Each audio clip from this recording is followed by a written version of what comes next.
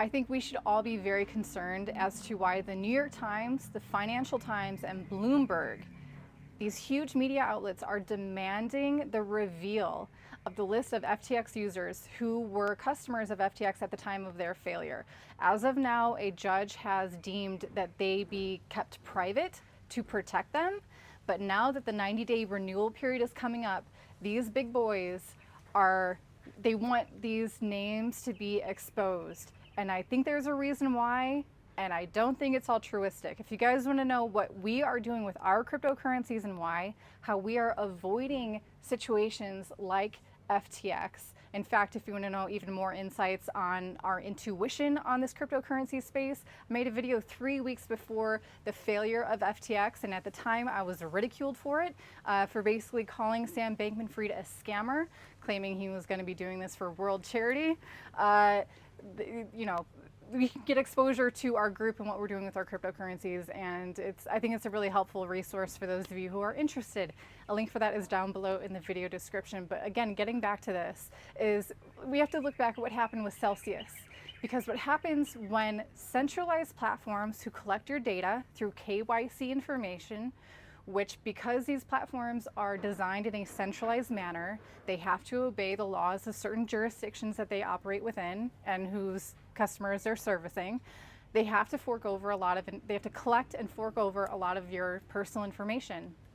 If a platform like this goes down and you are an unsecured creditor of this platform and they go through a bankruptcy proceeding, your name can legally be exposed to the public, and therefore the public might know exactly your name. I don't think your address, hopefully a judge will protect against that, but other very sensitive information, like how much money was in your account, what type of account you had, what type of activity you were doing on your account.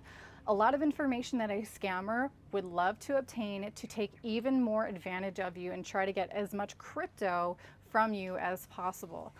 So again, Financial Times, New York Times, Bloomberg, these guys are demanding that a judge release this list of millions of names of the FTX customers, claiming that there's no legal precedent for crypto users to have any kind of protection or anonymity in bankruptcy proceedings. Because if this was TradeFi or not crypto related, all those people would have their names exposed as well.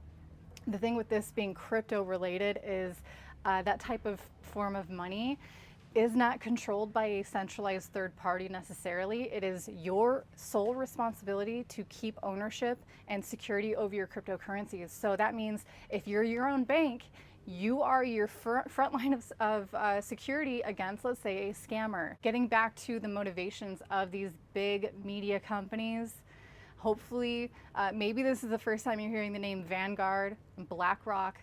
These guys are heavily invested in media. We learned a lot of, what happened with Tucker Carlson and BlackRock, how they took a hit when they cut out him from the mainstream media. And I think Tucker learned a valuable lesson that basically both sides of the media are funded by the same people. And so the narrative is going to be pushed as hard as possible to be anti-crypto. And this is serving that agenda in one way or another. At the very least, let this be your reminder to think twice before you give over KYC information. If you're in the US, if you're in Europe, in the UK, Canada, maybe it's best that now you're going to be kind of forced. If you want to participate in crypto in the future, you're going to have to use decentralized exchanges. You're going to have to use your own wallets and your own DeFi platforms, and to do so without a custody entity like a centralized exchange or like a centralized wallet provider.